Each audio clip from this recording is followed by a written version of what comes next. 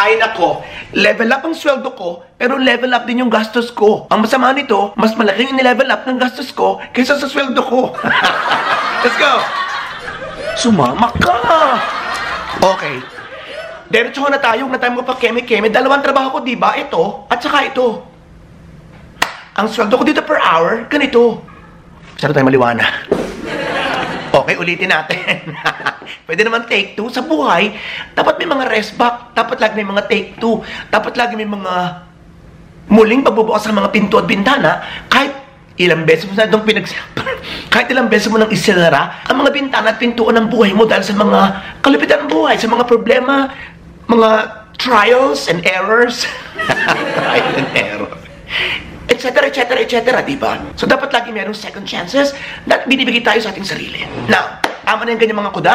Dumiretso na tayo sa ating sweldo, yung pinag-uusapan nating latest or upgraded na sweldo ko at ang latest din o upgraded na gastos ko o padala sa Pilipinas. So, dito, sa trabaho ko sa daycare, from 900 naging 960 hanggang sa ngayon, 980. Hindi pa nila i-finix ng 1,000 para bonggang-bongga sa paningin. Actually, bongga na itong sweldo ko per hour sa childcare center dahil sa pinakamataas na minimum wage sa Japan na matatagpuan sa Tokyo na 958 yen, mas mataas ang per hour ko. And actually, mali pa pala ako. Simula pa pala nung October, 30 yen pa lang tinaas. Hindi siya 980, kundi 990. Diba? Daplis na. Sa 1,000. Tapos dito naman, mas mataas sa English teaching ko. Ang simula ko dito actually, which was 5 or 6 years ago, or 7 years ago pala, is 2,700 na agad. Ngayon, 2,008 na. 100 yan ang tinaas. Dito, 20 lang. At magkano ba yung 20? Yung 20 yen, yun ay 10 pesos. At yung 100 naman, lagi natin divide na lamang. Yan ang best approximation sa palitang yen at piso is half 50 pesos.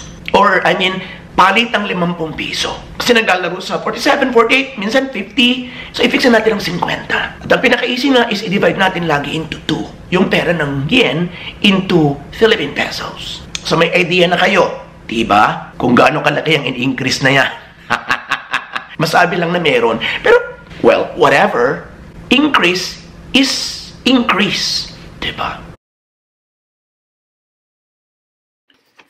Okay, eto yung December. Ayan. So, pati Christmas party, extra yun.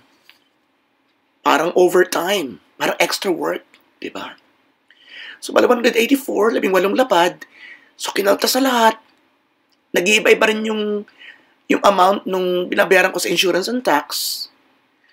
So, yun natira, 15 lapad.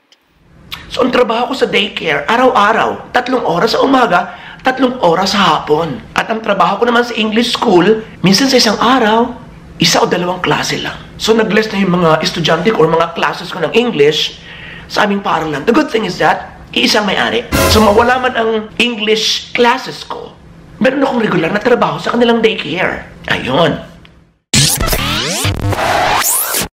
Iba-ibang sweldo rito, wag kayong ano. Ang pinakamababa rito actually is yung mga may mga trainee visa. Kumbaga, hindi naman talaga trabaho sila, kundi ang labas nun is nagtitraining sila here in Japan to learn and binibigyan lamang ng konting ganansya or konting sweldo. Yung konting yun, malaki na rin yun. Pero kumpara sa sinisweldo ng iba, nung may mga long-term or working visa dito sa Japan, kakaunti yung kanila.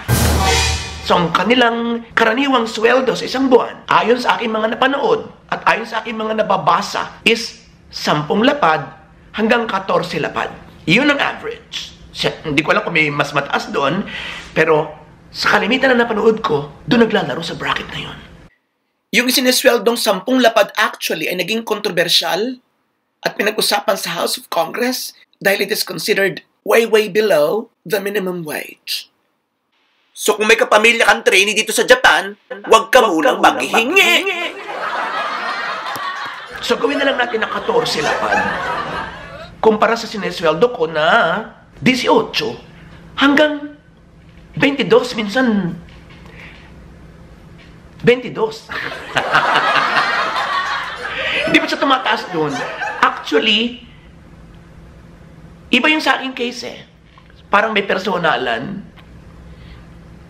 na mabait yung boss ko na parang kumita man o hindi. Basta andito ka. Parang lucky charm niya ako. Sinabi niya sa akin yan. To tell you frankly.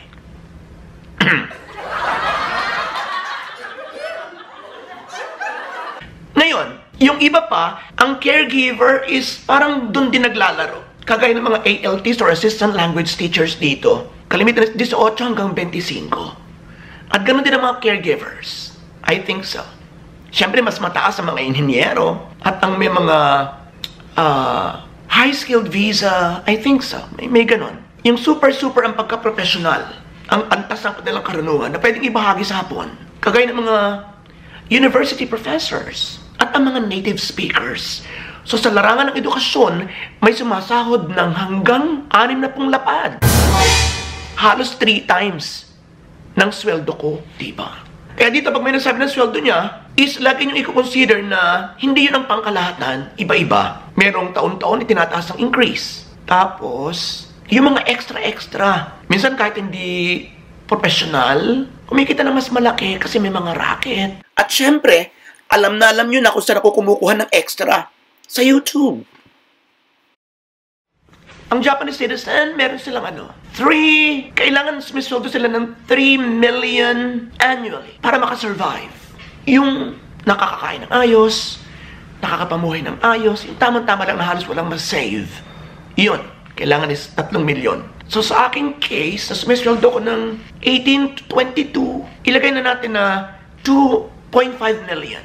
So mas mababa ako dun sa kanilang pang-aramiwan, di ba?